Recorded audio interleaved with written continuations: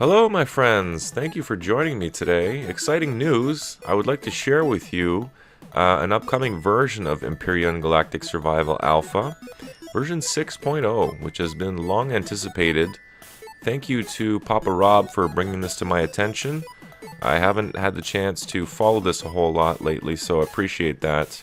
But I figured we could make an update video together. I've got videos on my channel here set up for Empyrion until July, August, I don't even know anymore. So I'm a little behind as far as the version goes, so I figured it'd be good to do sort of an update video on where Empyrion's at in this point in time. I want to take you through the meat and potatoes of what this alpha really is. Just so you know, I'm loading up experimental version 6.0.60973, so that is the alpha experimental version that I'm running right now. A couple things have changed here on this creation screen. So scenarios, there is a Dawn of Galaxy scenario, which is kind of interesting. So it's easy difficulty. It says here, start from the top. Choose this scenario if you are a real explorer and adventurer. Discover unique planets. Discover unique planets. Boy, I can't talk today. And missions, which will challenge but also reward you. The higher you get in levels, the more missions you will unlock. Your final goal: find the ship Draenos CVX and capture it to get the ultimate power in your hands. Very cool scenario. At the bottom here, it's rated as easy difficulty. It could have been a normal day as always, drinking milk and eating popcorn on an empty Elion planet. You are the last survivor as far as you know, but after you woke up one day, you got uninvited visitors.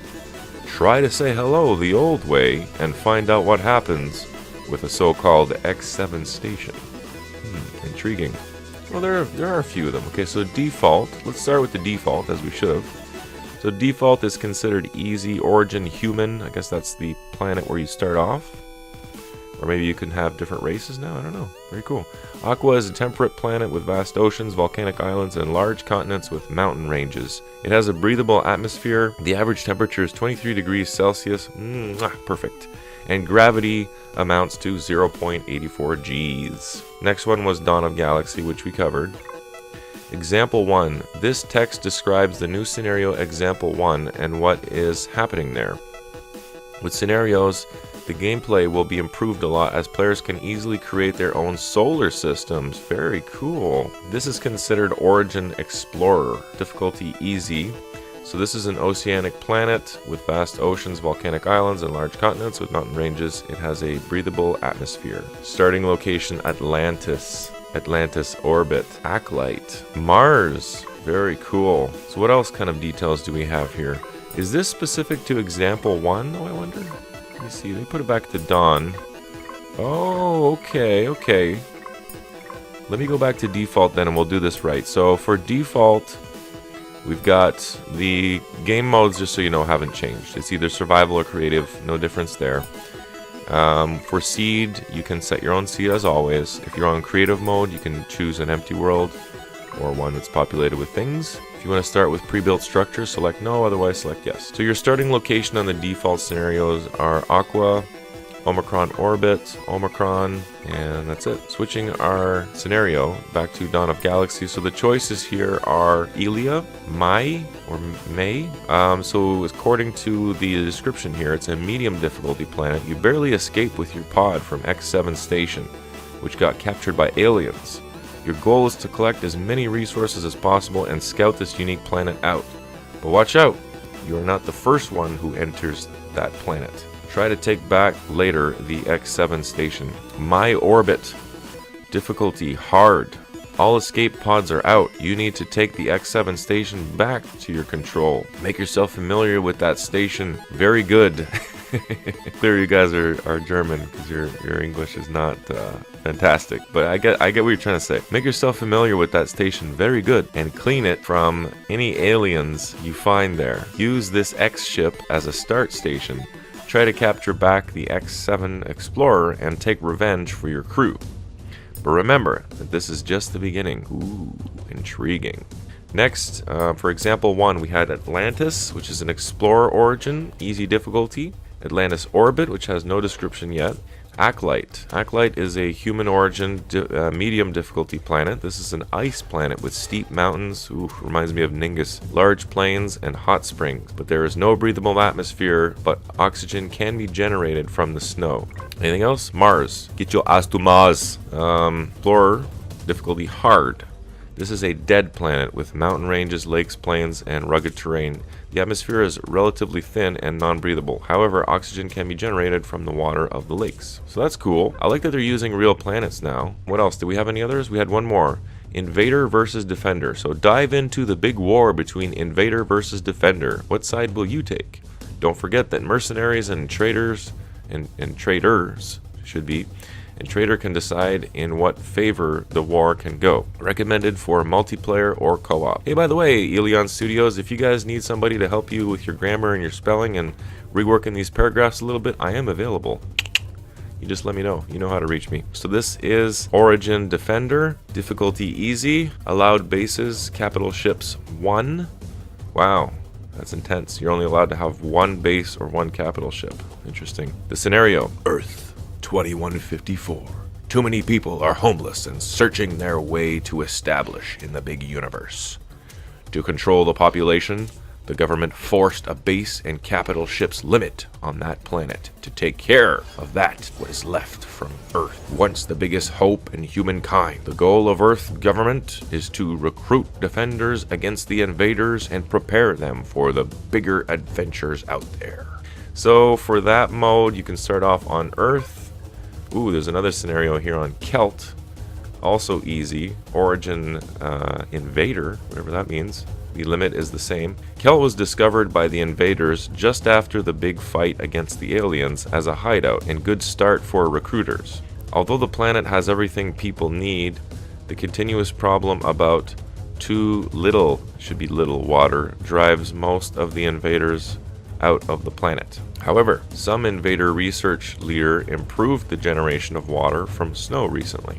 Anything else? Oh, we can start off on Mars. Mars is a dry desert planet, providing good resources but very difficult conditions to live on. The best thing you as a recruit of the Defenders can do is call for supply and support from others. That is what made the Defenders so strong. Good for you, Defenders. M32, wow, that sounds like a cannabis strain. Origin Invader, difficulty medium. Allowed bases, capital ships 1, okay? M32 is the main start of the invaders. The planet gives you everything you need to start off in bigger adventures. However, you should wear your helmet and prepare your bases and ships quick to be able to survive. Interesting. Mercenary camp. Ooh, this sounds, yep, it's PvP, that's what I thought. Origin Mercenary. Difficulty hard. Allowed bases, capital ships 7. The first thing mercenaries do after they wake up, grab their pistols. This is their fate and strength. People who try their luck on that PvP planet know how to survive against everything and any time. That didn't make sense. However, the reward is very unique, huge, and some rumors say they have even connection to Elion. Whom will you give your skills and at what cost? I'm trying my best to read it. Guys, I'm a stickler for this stuff. Origin Trader, difficulty medium, allowed ships, capital ships, and bases 3. Trader Residence is a famous and important planet. Not only is it providing good resources for the traders, but also its location to help defenders' supplies. However, all the resources on the ground soaked up all the water and attracted a lot of animals. So there you go, lots of scenarios come into play here. For the purposes of this video though, I don't want to make it too long, so we'll dive deeper into all of these scenarios and different planets and stuff later on my channel most likely, but for today I just want to do a brief overview of everything. So let's load up the planets. We'll take a quick look around. From what I understood, weather is now a thing, so I want to take a quick look around to see if we're gonna get a peek at that, and if not, I'll start reading through the forum post and see what kind of things we can come up with. Internal error occurred. Please insert a short description. This is probably because I'm trying to run a different version. So before my game crashes out here, let's take a quick look at the interface.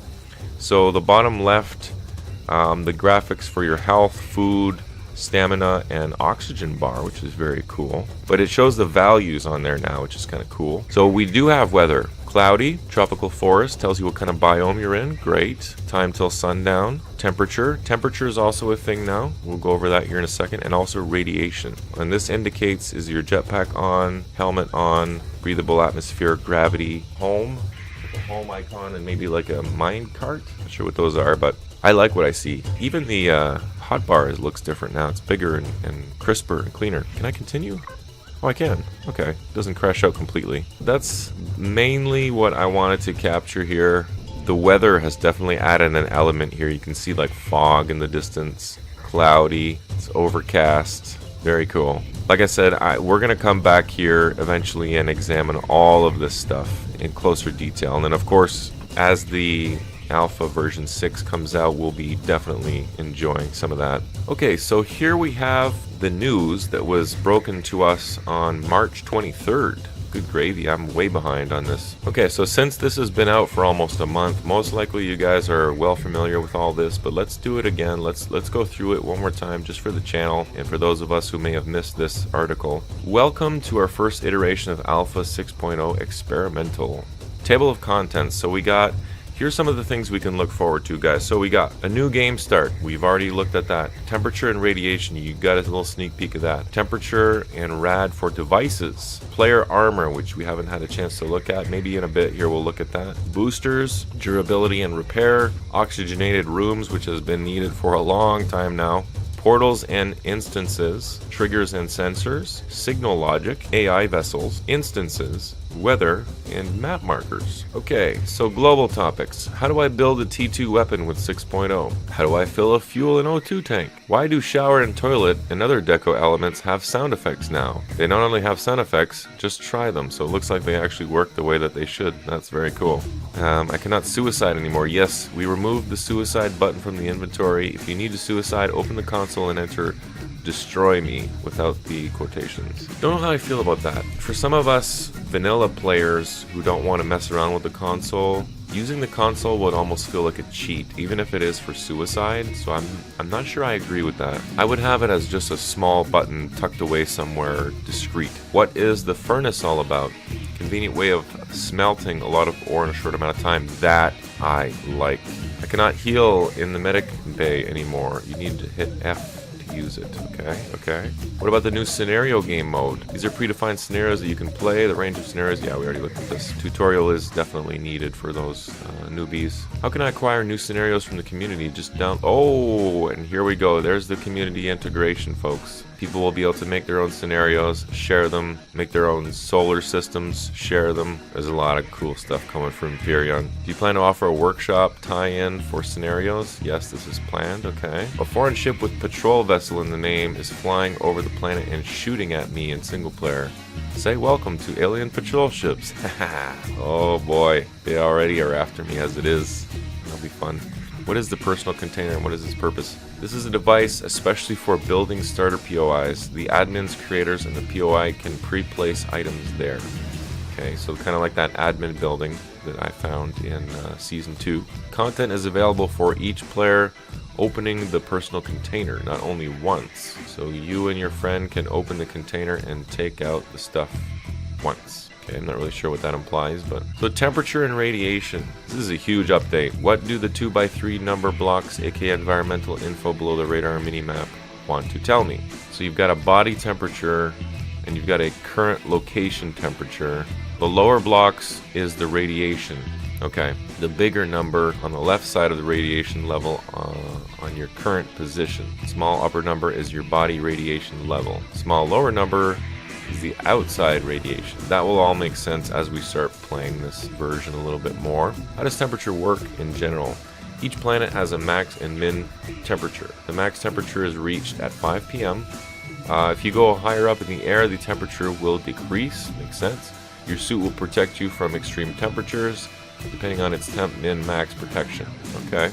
So each light armor, medium armor, if you didn't know, that's how it works. No armor, light armor, medium armor, heavy armor. Depending on what armor you're using, it will protect you from radiation and temperature accordingly. Space always has a negative 270 degrees Celsius for most orbits, except a few, and is not suitable for any of the current suits for a longer stay, unboosted. So you can also add boosters to your armor, which I think we'll get to here in a moment. Am I protected from high-low temperatures inside a base or vessel? If it is activated, yes. If a station or vessel is powered, the temperature is heated up to 22 to 25.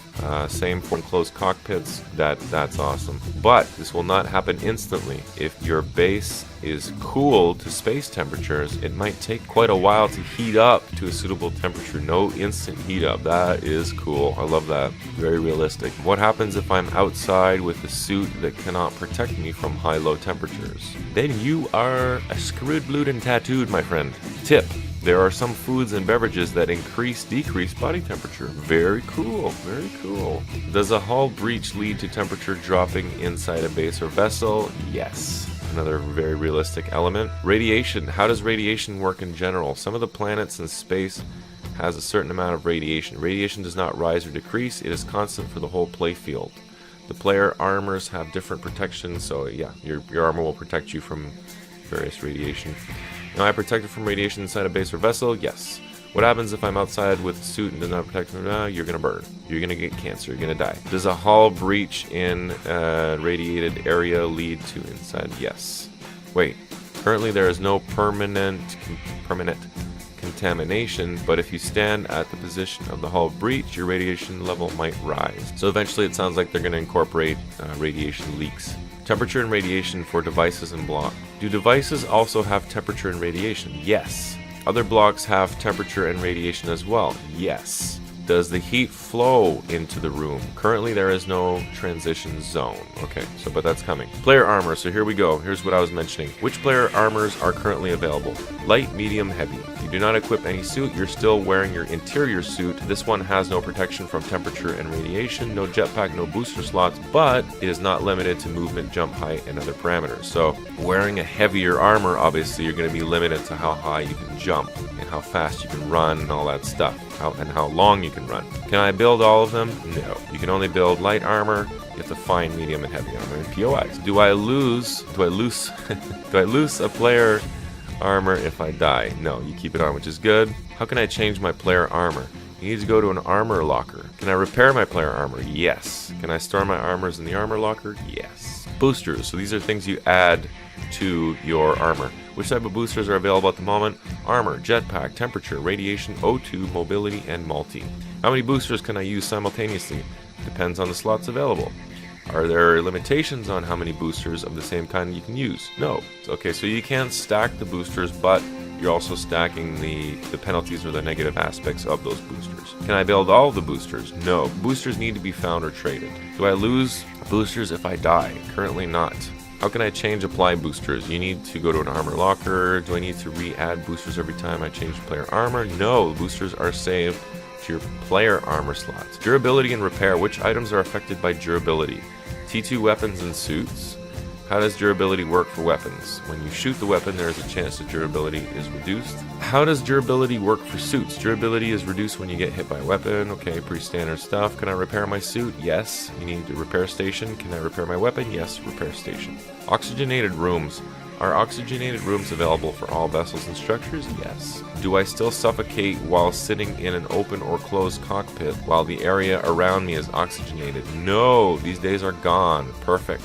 Do I consume less oxygen when I am in an oxygenated room with helmet off compared to helmet equipped? Yes. Great. What do I need to oxygenate a base or vessel? You need an O2 tank and a ventilator. How long does it take for a large room to be filled with oxygen? This happens pretty instantly. Maybe a second or two. That's good. How do I know how much oxygen to fill all the rooms that are connected? When having placed a ventilator, the control panel will give you an answer looking for oxygen stats in the lower right corner. Look for the oxygen stats in the lower right corner. There you'll find something like this: oxygen N166, T834, R166. N equals needed O2 to pressurize, T is the total O2 left in tanks, and R is O2 currently used. Okay. Use cases. If N is lesser than T, your base cannot be oxygenated. Add more tanks in O2. If T equals 0, the free O2 is gone, and the base will automatically deoxygenate. Are there different pressure levels? No, the atmosphere in a room either has O2 or not. Which blocks are airtight? Have a look at the block info on the panel for infos about airtight values. Most of the doors are airtight, for example, but not all. Airtight doors have a blue containment field active while sealing a room. Interesting. Can I switch off the containment field of a door to let O2 flow? Not yet. What happens if I open the door? Will O2 flow to the next room? Basically, no. There are no airtight doors that do not hinder the flow of oxygen, either open or close, but that's coming. Does oxygen get lost if I open the hangar door? No. Does oxygen get lost if someone blasts a hole in my base? That's an interesting question. They blow a hole in your ventilator, of course. Do players in my base use up the O2 in the tanks? Yes, they do. Just like you would. Portals and teleporters. Can I build portals or teleporters in survival? No. So it looks like, for now at least, teleporters and portals are for creative mode and scenarios, possibly only. Can I target a certain teleporter in a specific base on a specific playfield? Of course. Syntax this. Note, you can only rename blocks if grouped. This stuff doesn't really apply to me, so I'm going to skim through it. So we'll skip over triggers for now, signal logic as well. AI vessels, definitely want to read this. What's the difference between freighters, patrol vessels, and AI carriers? Freighters can only be found in orbits.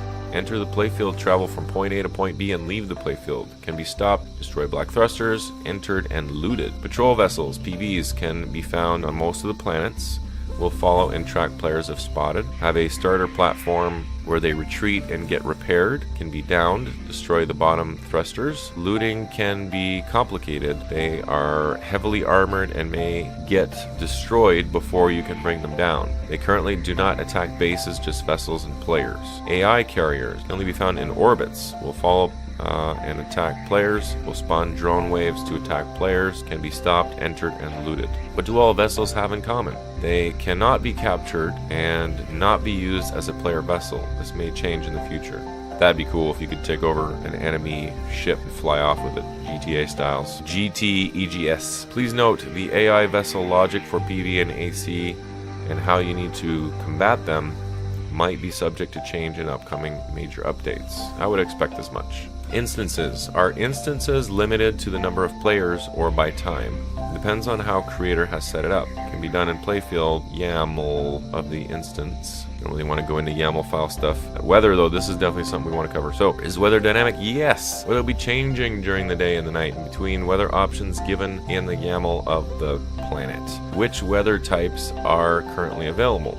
Open console type help weather. Does weather affect the player like with temperature increase, decrease in radiation? Absolutely. Sure bet it does. Does weather effects like meteors and lightning damage player or structures? A player can get harmed by sudden temperature rise, drop in radioactivity, by acid rain and firestorms. There is no effect on bases or vessels yet. That's coming also. Okay, so here we got map markers. This is something I've been personally looking forward to for a long time.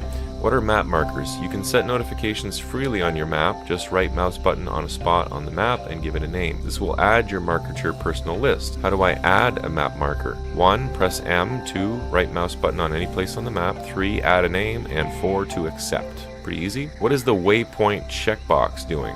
If you check this box, the marker will change to orange and will give you a direction. The marker can be seen through the playfield terrain. Yes! Can't wait for that. What is remove on approach checkbox doing? If you only want to set a temporary marker, check this together with waypoint and the waypoint mode will be cleared from your HUD when you approach less than 50 meters. That's cool. What are the 2-letter buttons on the right side doing? So PV, your private list of markers. PU is a public list of markers. SM, show marker on the map. ED, edit highlighted marker. Can also right mouse button the marker on the map. RM, remove highlighted marker. Also possible with right mouse button the marker on the map. And then finally SC, share marker to PU list. Can I also add a map marker in space? Not yet, but planned, coming very soon. That will also be very handy. New game start. What has changed? On Maspron, you start with a so-called hideout. One part of your equipment is directly moved to your inventory. The second part can be found in your personal container nearby. Cool. On Aqua, Omicron, and Ningus, you still drop in a capsule. Equipment is split up into 3 parts. A small gift in the escape capsule, depending on the difficulty setting. 1 part of your loadout in your inventory, depending on the difficulty setting. And the last part can be found in a hideout nearby, so watch out. All playfields have a hideout for escape capsule or base spawn game start. You can capture the hideout easily, hit P, switch to private, or to your own faction. The tutorials have been placed with the first story tutorial mission. More will follow soon. So another point there, I may want to wait to continue my mission tutorials for when this version comes out. Probably be a good idea because they'll be doing some changes to that, and all the changes they've done in the game will obviously affect how these missions will unfold and your strategic, steps and whatnot. What is the whole point about this change? It is now possible to not only change the loadout on a global difficulty, but the loadout can be adjusted for each playfield. You know what I'm just realizing, guys, is Season 2 is going to have to be pre-Alpha 6.0 because there's so many things that have changed. Alpha 6.0 is going to have to be, I've just decided it now speaking out loud, it's going to have to be Season 3. There's just too many things, too many different things here. So just know that on my channel, I'm going to continue on in Season 2 with pre-Alpha 6.0, but then when I finally wrap up that season and transition over to Alpha 6.0, I'm going to officially start a new season, and that will probably be realistically somewhere in August or September. So I'll look forward to that, but I may continue to make these update videos as I go to keep things current on the channel. So the rest of this stuff is speaking mostly to the loadout. You can go and check this out on your own time if you really want to know more, but this is getting really into the nitty-gritty of all these loadouts and whatnot. Parameters, structure, ammo, items, all this stuff. Note, you can use any POI, even custom made, as a hideout this way. You just need to add the player spawn and the player container blocks built in creative mode. How to add a custom POI to your single player and multiplayer save game. So there you have it, folks. Thank you, Humolo War, for your very extensive preview of Alpha 6.0. I am excited. I know the rest of your fans are excited. Everybody in the community I talk to is excited. We just cannot wait for this. Cannot wait to get our hands dirty with this Alpha 6.0, let me tell you. Ooh, look at this. Look at the UI on the tab screen. Looking very clean, very sharp. Love this. I love the stats. I love the boxes here. Light armor, so I'm stock. You must use the armor locker to change armor. So you come, looks like on creative mode you get light armor automatically. Take your helmet off, stay a while. Okay, the tech tree looks very nice. Oh, looks like the level cap's up to 25 now. Factions has its own tab. PDA has its own tab. Blueprints. Okay, looks like they tweaked up the blueprint a little bit. I like that. Marketplace pretty much looks the same. For the most part, has its own tab now. We got registry. What is registry, I wonder? A registry of all the things, the creations that you have in the world, I guess? I don't know. Map. Ooh, the map looks cool now. Look at that. Zoom in and out. Can I practice adding markers? Yes, I can. Oh yeah. I'm excited for that. I love that. I've been wanting that for so long now. Waypoints, remove on approach. Let's see what that looks like. Oh yeah, that's exactly what I wanted. Yes. Oh, that'll make traveling so much easier. I know it's super black, you guys can't see anything, but you get the concept. Map, so the map has gotten some serious love. Planet info, MK.